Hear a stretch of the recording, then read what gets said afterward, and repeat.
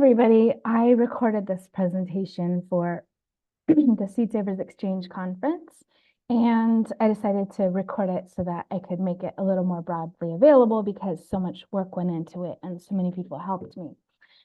So nutrient density, what exactly are we talking about? We're talking about micronutrients today. So the antioxidants, vitamins, and minerals. We're not going to be talking about the macronutrients, which are really important, but just not the subject of today's talk. So you can think of this like gas in a car. The macronutrients are the gas, and the micronutrients are the oil. So the gas gives it the energy, the oil makes everything function properly, and you really need both. And what we know to be true in agriculture. Fertile soil grows more nutrient-dense food, and the modern decline in vegetable nutrient density is a result of poor farming practices and nutrient-depleted soil. That sounds a lot like we're blaming the farmers. And it's everywhere because of soil depletion. Crops grown decades ago were much richer in vitamins and minerals than the varieties most of us get today. It's so ubiquitous. You've probably seen it dozens of times. It's just something intuitive. We know it to be true.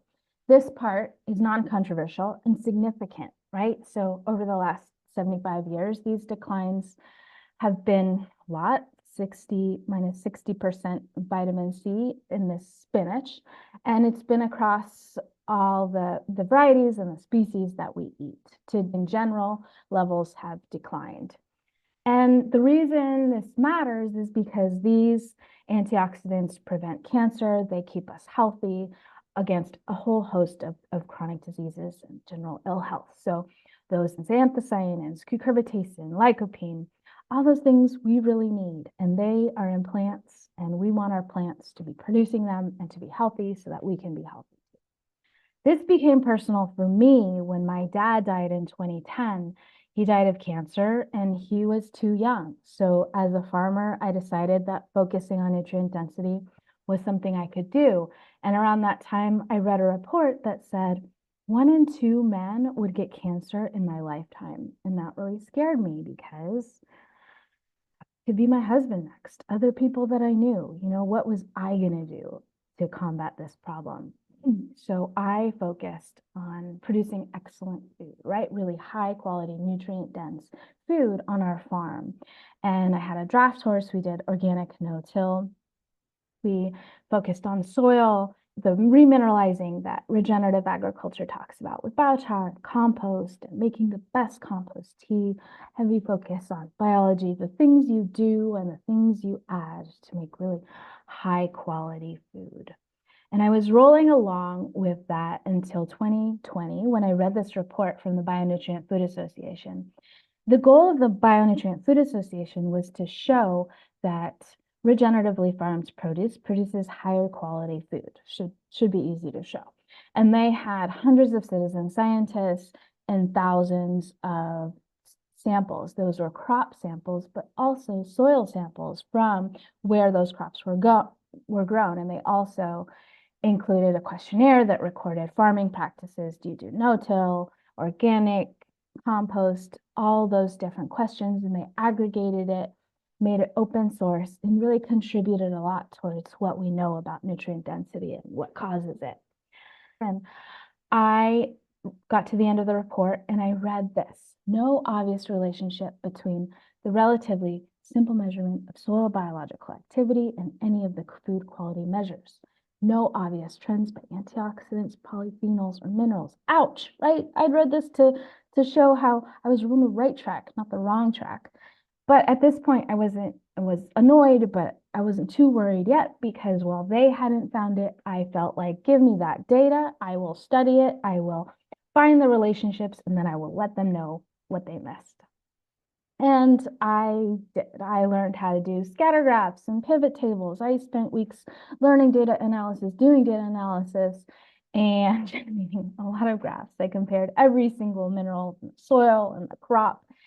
And ultimately, painfully, I had to come to the same conclusion that they did.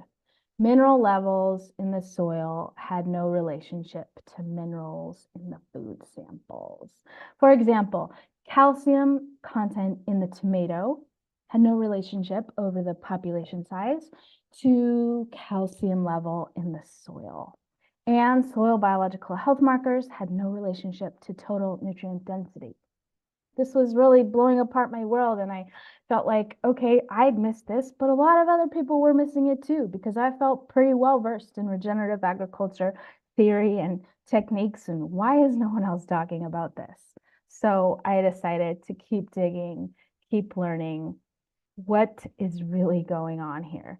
And I found relationships when I started sorting by variety and sorting by color. So you could have this red lettuce next to the green lettuce, and the red lettuce is 200 times higher in some antioxidants than the green lettuce. And same across the other species like carrots. Significant differences, just not associated with farming practices or soil quality. And in some cases, you know, this 200 times difference, that's 20,000%.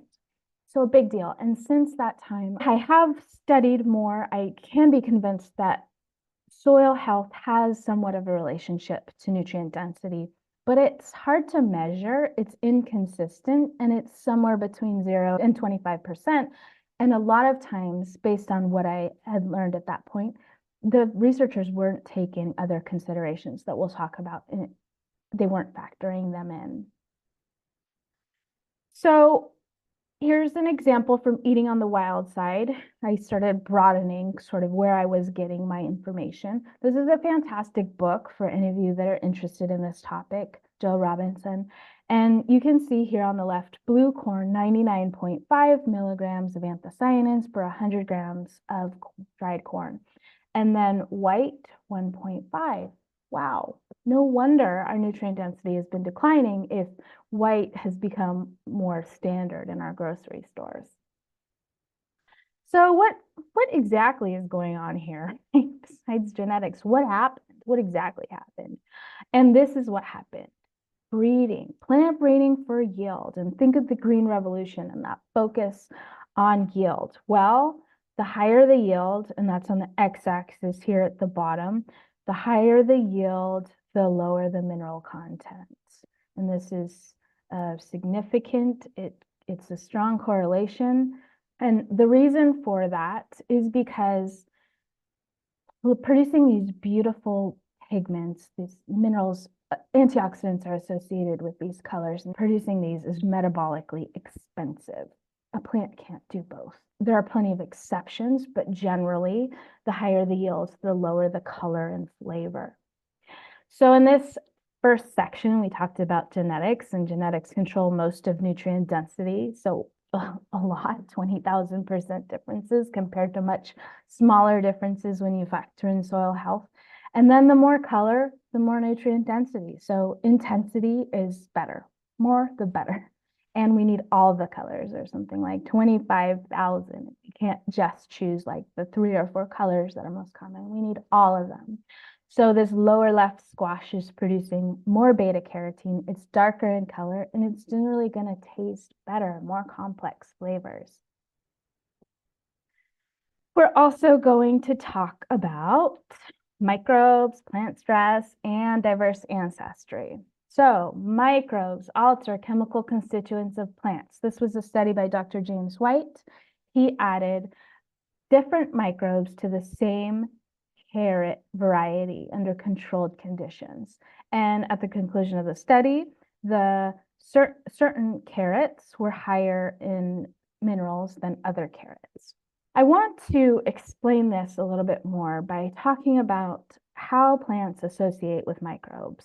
And look at this corn. So this corn plant on the right, it's growing in a field that is too cold for it. It's sandy. It needs more calcium. And it's developing new partnerships with microbes that will get it what it needs. So it's specific about that. It'll say, I need calcium. I'm going to alter the exudates that I'm putting into my roots so that I can attract the specific microbes that I need. And it's doing that on a large scale. Like, you know, it needs thousands of different relationships to make sure it's healthy. And so during its lifetime, it's attracting the microbes that it needs, bringing them up into its stem from its roots, onto its leaves, and then into and on its seeds that it's forming. This is a billion-year process that didn't develop accidentally, right? Plants have been doing this for a billion years, and nature is very sophisticated, very smart. And we haven't even barely scratched the surface of what plants are really capable of. And the reason it does this is that it is preparing its plant for the next generation in the same soil. So in a natural condition, right, those seeds would not fall far from the plant. There would be similar soil, similar challenges that it would need those same microbial relationships. So it's developing relationships, mycorrhizal fungi, the trichoderma, the bacteria, all those different things that it needs. It has a running start compared to a seedling that was grown from a seed that was brought in from elsewhere, growing under very different conditions, right? That other seedling might need more support because it doesn't have the relationships. So this plant growing in the same soil is going to be healthy and happy. Usually, we'll talk more about sometimes when that isn't enough, right? And the reason this matters for nutrient density is that those nutrients that it has and that it's able to bring up more effectively, it's also putting into the leaves and the fruit that we eat. And to really benefit from this billion-year-old process, we need to be saving seeds. So we need not just the genetics from that healthy plant that we save seeds from, but also its whole microbiome, all those relationships. So when we save seeds and then take care of those seeds, you can learn more about this in Dr. White's course on the Going to Seed website. We will have healthier plants that make us healthier. Number 3 is plant stress. Plant stress increases nutrient density because when plants face mild stress, they increase production of antioxidants, often the same ones that help us with the same stresses. For example, this study with tomatoes, there was a group of men that ate tomato paste every single day. And at the conclusion of the study, those 6 weeks, they tested the control group, no tomatoes, compared to the tomato paste men. And the tomato paste men were 40% more resistant to UV rays. They were less likely to get sunburned. Very cool, right? That lycopene that the tomato plant is producing to protect itself then protects the people or the animals that are eating that fruit. Same with broccoli. This broccoli is going through cold stress and it's producing more glucosinolates, which protect whatever eats it from the similar stresses. So heat and cold stress, inflammation, also cancer, and it will do that if it's going through heat stress, cold stress, different kinds of things. And so the common stresses that affect our garden plants are heat and cold. So that remake cover is maybe increasing your yield, but it's decreasing nutrient density. UV rays, and often you can't do a lot about that, but don't worry about protecting your tomatoes from sun. This is counterproductive, right? So this gardener added shade cloth to improve the health of its tomato plants. Well, that's not going to improve our health or the flavor of the tomato. And then the pest attacks, so the aphids in this case, and a healthy plant, that plant's able to say, hey, I sense this aphid saliva, and it then generates specific antioxidants that will protect it against that specific pest. And then drought, right? We know that dry farm tomatoes taste better, but it's not just that there's less water in that tomato. It's that the tomato was actively producing more antioxidants to support itself in its drought challenges and extra sunlight. And those are the same ones that increase the flavor and the nutrient density for the people that eat it.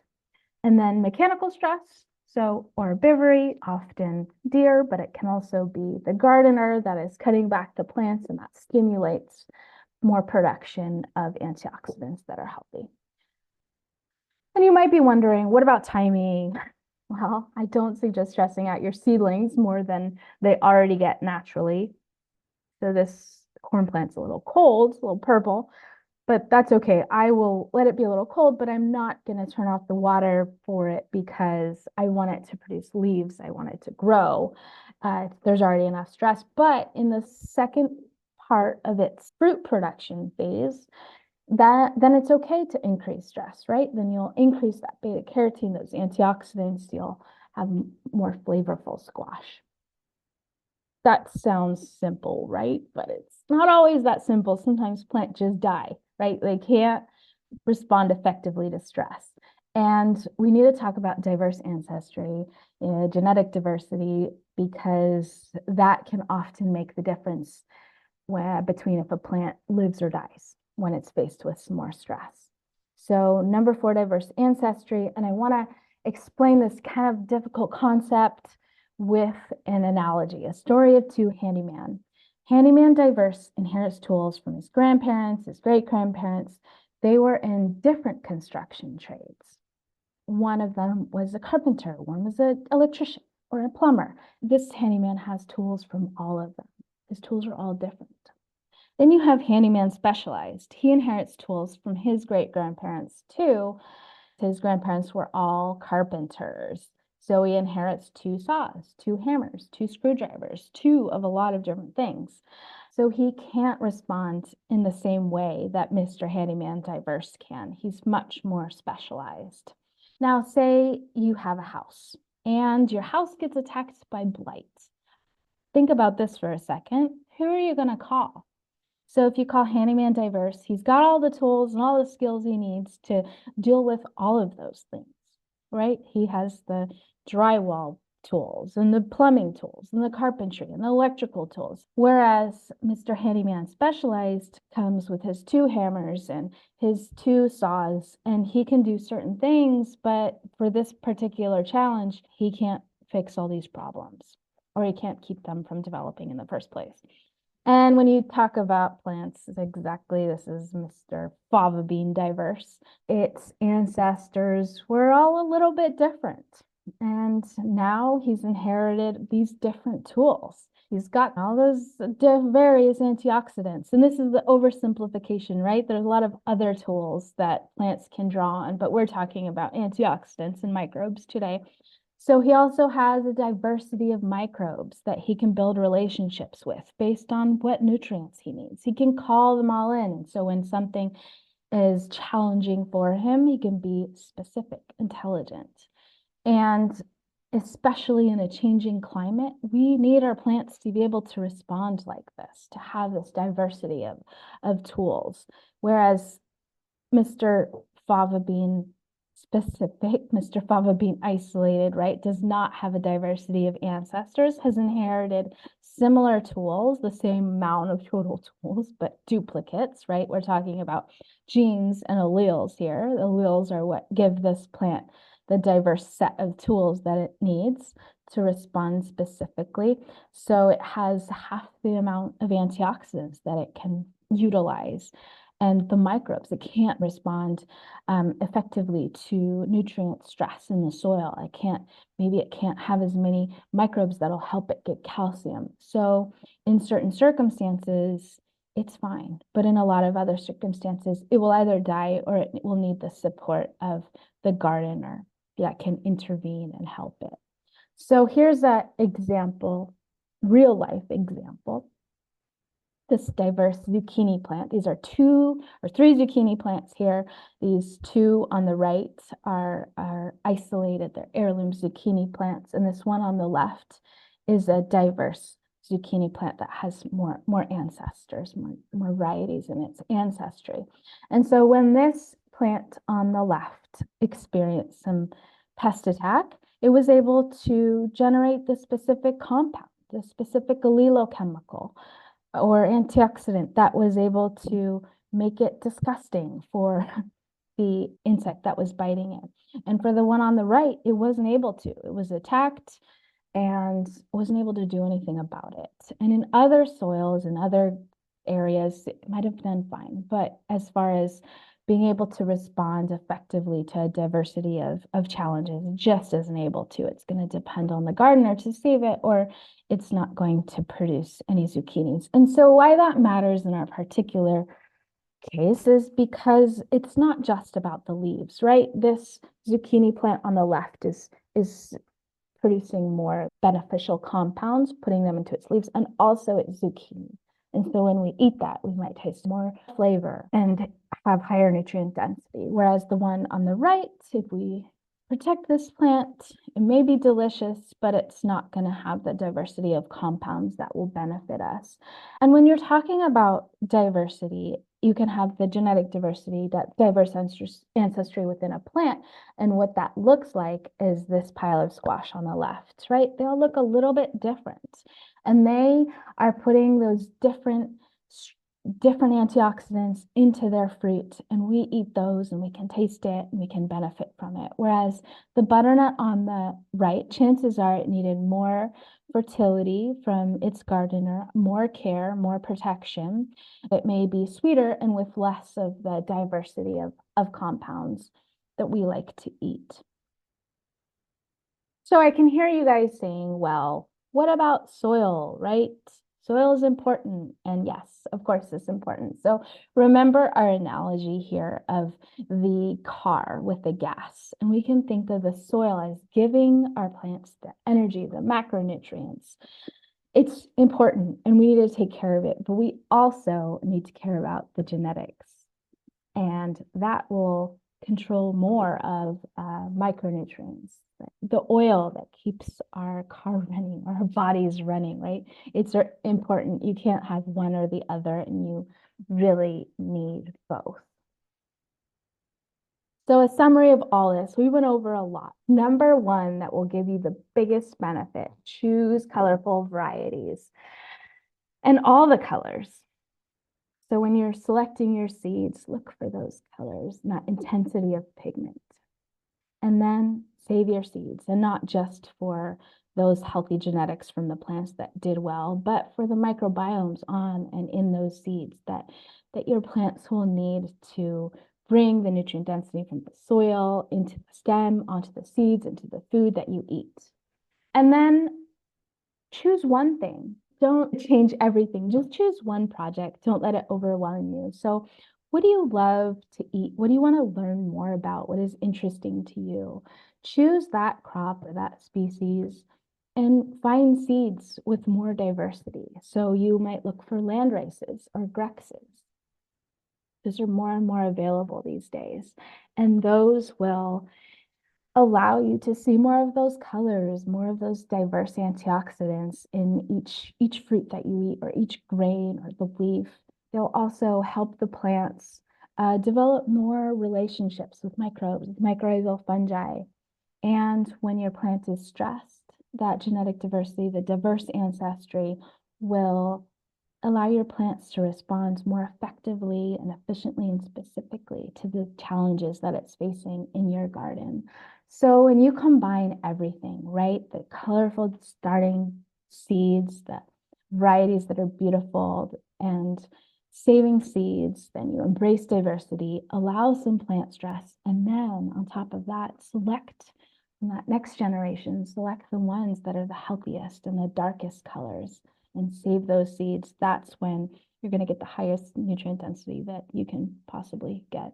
So at Going to Seed, you can find out more about this topic. There's a course that we have called Adaptation Agriculture, and you can dig in. There's a chapter on nutrient density, find more resources, and you can also find diverse seeds. Sign up for one of our courses or our newsletter, and you'll get notified when the next phase of our seed project is happening. And before we go, I want to thank especially these people, Anna Merritt, Joseph Lofthouse, and my husband, Rich Estabrook, for making all this possible and have really allowed me to dig deep into these topics and make more videos and talk to you guys. And thanks all of you for listening and for joining in this. And I look forward to connecting on the other side.